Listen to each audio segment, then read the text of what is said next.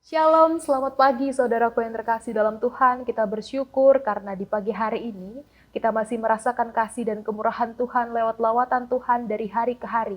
Ini adalah anugerah Tuhan, kita boleh dihimpunkan berada di akhir bulan Maret, tanggal 31 Maret tahun 2022.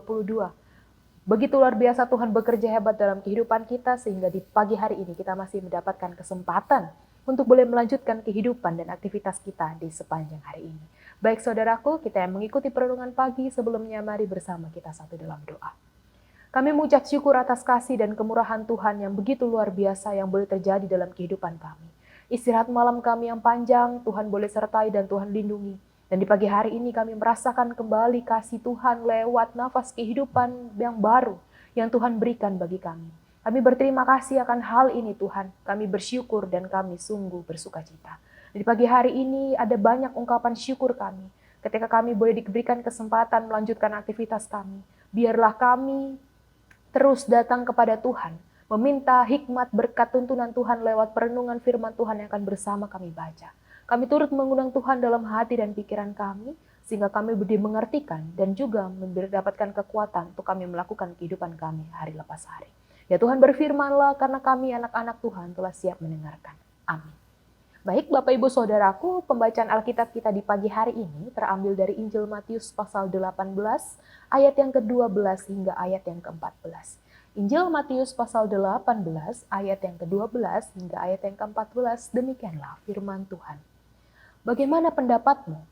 Jika seorang mempunyai 100 ekor domba dan seekor di antaranya sesat, tidakkah ia akan meninggalkan yang 99 ekor di pegunungan dan pergi mencari yang sesat itu? Dan aku berkata kepadamu, sesungguhnya jika ia berhasil menemukannya, lebih besar kegembiraannya atas yang seekor itu daripada atas yang ke-99 ekor yang tidak sesat. Demikian juga Bapamu yang di sorga tidak menghendaki supaya seorang pun dari anak-anak ini hilang. Demikianlah pembacaan Alkitab kita di pagi hari ini. Saudaraku yang terkasih, salam kasih Kristus untuk kita semua.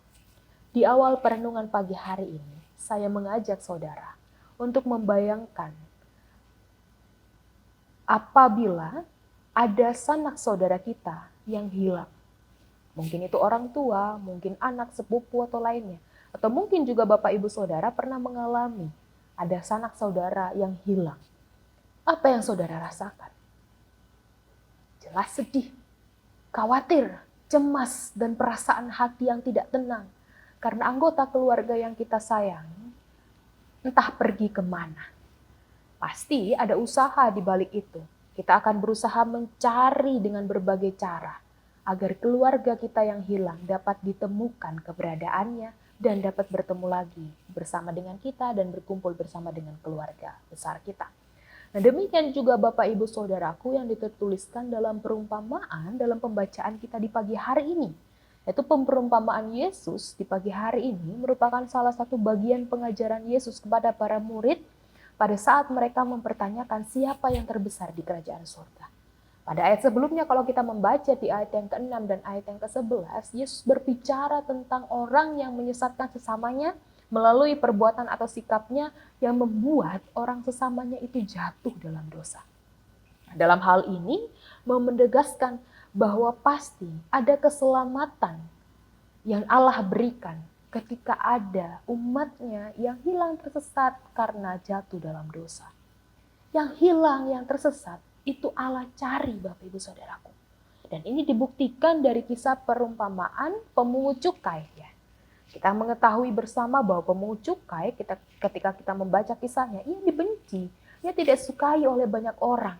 Tapi ternyata dibencinya dia pun oleh orang, itu tetap pribadi yang berharga di mata Allah.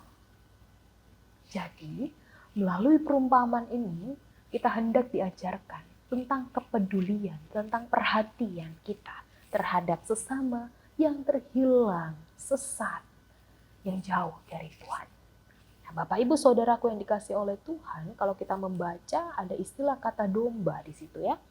Domba adalah binatang yang bodoh karena ia tidak dapat mencari makan atau minum sendiri, apalagi melindungi diri tanpa tuntunan gembalanya. Jadi domba ini adalah gambaran atau perumpamaan dari manusia. Dan domba yang hilang atau domba yang tersesat ini dilambangkan manusia yang berdosa atau hidupnya jauh dari kasih Allah. Sedangkan domba yang tidak tersesat dilambangkan adalah orang yang sudah benar, yang mereka menaruh kepercayaannya di dalam Kristus, bertobat dari dosanya, kemudian kembali kepada Kristus. Nah, sedangkan ada kata gembala, yaitu orang yang dapat memenuhi kebutuhan domba-dombanya atau pemilik. Nah, gembala itu pasti melindungi dombanya dari serangan hewan. Gembala itu mengobati kawanan domba yang terluka. Dia menuntun domba ke jalan yang benar. Inilah maksud dari perumpamaan domba dan gembala. Nah, dengan demikian kita mengerti bagaimana karakter gembala dan kita mengerti karakter domba. Gembala diumpamakan adalah Tuhan. Tuhan yang senantiasa mencari dombanya yang hilang. Serta gembala, sang gembala atau Tuhan memiliki perhitungan yang bukan melihat kuantitas matematis, tapi perlindungan Tuhan diwarnai oleh cinta kasih yang mendalam. Itulah sebabnya cinta kasih yang sejati, dan mana Tuhan mau mencari dan mendapatkan yang hilang. Nah, kita saat ini mungkin sudah didapati, kita kembali kepada Tuhan dalam masa-masa prapaskah, kita kembali mencari jalan Tuhan, kita kembali mencari wajah Tuhan. Ketika kita sudah berada di dalam Tuhan, sudah selayaknya Bapak Ibu Saudara, kita juga menyelamatkan. Kita juga mencari sesama kita yang sudah jauh dari Tuhan untuk kembali datang kepadanya. Jangan jauhi mereka. Jangan kucilkan mereka karena dosa dan pelanggaran yang sudah mereka lakukan. Sebab kita tidak ada hak untuk menutup kesempatan mereka berkarya, untuk menutup kesempatan mereka bertobat di dalam Tuhan, menutup apapun yang sedang mereka alami dalam hidupnya. Kita tidak memiliki hak untuk itu. Tapi justru kita memiliki kewajiban untuk mengajak, menopang, merangkul kembali saudara-saudara yang membutuhkan pertolongan Tuhan. Kita tidak memiliki hak untuk menghakimi, tapi justru memiliki kewajiban untuk merangkul. Jika ada rekan kita, Bapak Ibu Saudaraku, rekan sesama kita, yang tampaknya dalam tanda kutip terhilang, seperti menjauhkan diri dari persekutuan karena banyak hal lainnya, maka tugas kita adalah jadilah sahabat untuk mendengar, mendoakannya, menguatkan mereka, sambil kita juga tetap menjaga diri, agar hidup kita tetap berada sesuai dengan kehendak Tuhan. Milikilah kasih yang tulus sama seperti Yesus mau mencari dombanya yang hilang. Sebab semua berharga di mata Tuhan. Keberhargaan kita, keberadaan kita hendaknya juga demikian. Sehingga semua orang percaya merasakan kasih Tuhan lewat sikap kehidupan kita, karena kita semua berharga di mata Tuhan. Berilah perhatian kepada mereka yang terhilang, sebab upah kita besar di surga. Tuhan memberkati firman-Nya. Amin. Mari kita berdoa. Terima kasih Allah Bapa dalam kerajaan surga untuk firman yang boleh kami baca di pagi hari ini. Kami bersyukur bahwa kami kembali dikuatkan, kami kembali diingatkan lewat firman Tuhan tentang perumpamaan domba yang hilang. Mungkin terkadang kami juga adalah sang domba yang hilang itu.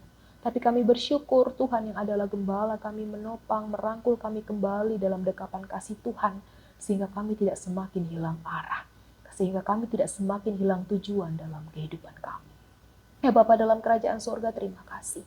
Ketika kami datang, ketika kami sudah berada di dalam Tuhan, jadikan kami juga saluran berkat Tuhan yang mendoakan sesama kami, yang menuntun, yang kembali merangkul sesama kami yang sudah terjauh dari Tuhan. Sehingga kami boleh menjadi alat panjangan tangan Tuhan, mewartakan kasih Tuhan dalam kehidupan kami. Terima kasih akan hal ini Tuhan, terima kasih. Kami sungguh bersyukur dan kami bersuka cita. Ya Allah Bapa kami yang bertahta dalam kerajaan surga, di pagi hari ini kami siap untuk melanjutkan aktivitas kami. Dengan banyaknya kegiatan, aktivitas kami mau serahkan sepenuhnya ke dalam Tuhan. Kami percaya bahwa ketika kami menyerahkan kehidupan kami mengandalkan kuasa Tuhan, kehidupan kami, aktivitas kami tetap dalam rangkulan dan penyertaan Tuhan. Terima kasih Allah Bapa dalam kerajaan surga, kami siap dan kami percaya kehidupan kami tetap ada bersama dengan Tuhan. Dalam nama Tuhan Yesus kami berdoa dan mengucap syukur. Amin.